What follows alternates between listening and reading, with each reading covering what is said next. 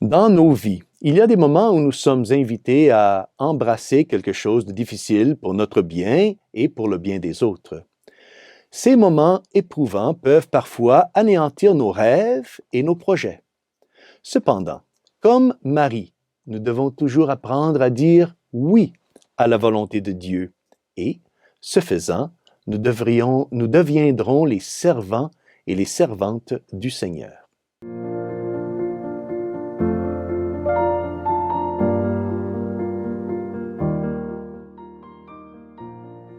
Au nom du Père, et du Fils, et du Saint-Esprit. Amen. Chers frères et sœurs, Salve Maria. C'est aujourd'hui la fête de la royauté de Notre-Dame.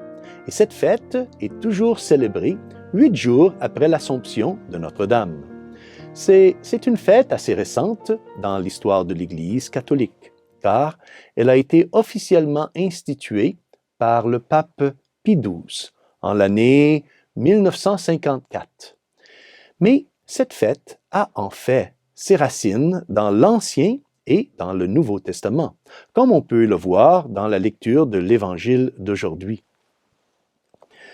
L'Évangile d'aujourd'hui nous est présenté par Saint Luc, chapitre 1, versets 26 à 38, et relate l'annonciation de l'ange Gabriel proclamant que Marie enfanterait miraculeusement un fils par une naissance virginale et deviendrait la mère de Jésus, qui recevrait le trône de David et régnerait pour toujours. En recevant le trône du roi David, Jésus serait roi et Marie donc serait reine. Nous trouvons également une racine de la royauté de Marie à la visitation. À la visitation, lorsque sainte Élisabeth appelle Marie la mère de mon Seigneur. Le titre Seigneur est généralement attribué au chef de famille. À l'époque de Jésus, les Juifs se référaient communément à Dieu en tant que Seigneur, d'autant plus que son nom, Yahvé, ne pouvait être prononcé par les Juifs. Aujourd'hui, les traductions catholiques de l'Ancien Testament ont substitué le nom de Dieu en hébreu Yahvé par l'expression équivalente en latin Dominus, qui se traduit en français par le Seigneur. Comme dans tous les mystères de la vie de Notre-Dame, Marie est étroitement associée au Seigneur Jésus, de sorte que sa royauté est une conséquence de la royauté de Jésus. La lecture de l'Évangile d'aujourd'hui décrit Notre-Dame comme disant oui au désir de Dieu, qu'elle soit la mère de son Fils Jésus. C'est parce que Marie s'est soumise à la volonté de Dieu et à sa mission spéciale pour elle que la mission de Dieu pour nous tous a pu être accomplie à travers son Fils Jésus. Le oui de Marie a permis à Dieu de nous offrir son Fils et pour nous, donc, de répondre dans la foi à ce don de son Fils. Notre-Dame était au centre donc des plans de Dieu et c'est pourquoi l'Église catholique a cru, dès les premiers siècles, que Marie devait avoir une place toute spéciale au ciel, aux côtés de son divin Fils Jésus. Et c'est pourquoi nous honorons aujourd'hui Marie comme reine, parce que son Fils Jésus est roi.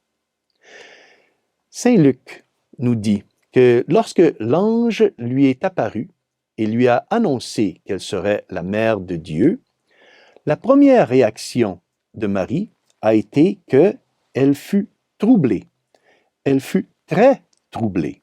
Et elle a interrogé donc l'ange en disant « Comment cela va-t-il se faire, puisque je ne connais pas d'homme ?»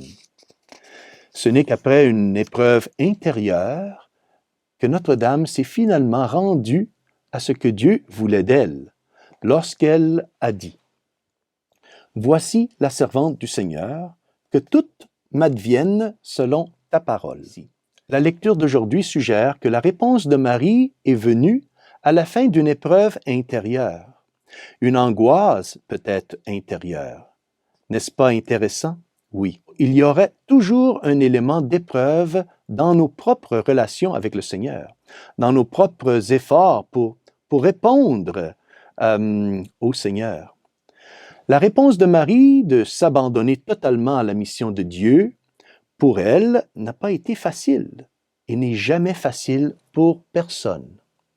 Cependant, dans notre lutte pour vivre dans la fidélité au plan de Dieu, nous avons tous l'assurance des paroles de l'ange Gabriel à Marie, lorsque l'ange lui dit « Car rien n'est impossible à Dieu. Car rien n'est impossible à Dieu. » Ce qui peut nous sembler impossible est toujours, frères et sœurs, possible pour Dieu. En honorant Notre-Dame comme reine aujourd'hui, nous lui demandons d'intercéder pour nous, de prier pour nous, afin que nous puissions être aussi ouverts à la mission de Dieu pour nous et ouverts à la mission de Dieu pour nos vies, comme elle l'a été, Marie, pour la sienne. Bonne fête de la royauté de Marie. Et que Dieu Tout-Puissant vous bénisse, au nom du Père et du Fils et du Saint-Esprit. Amen. Salve Maria.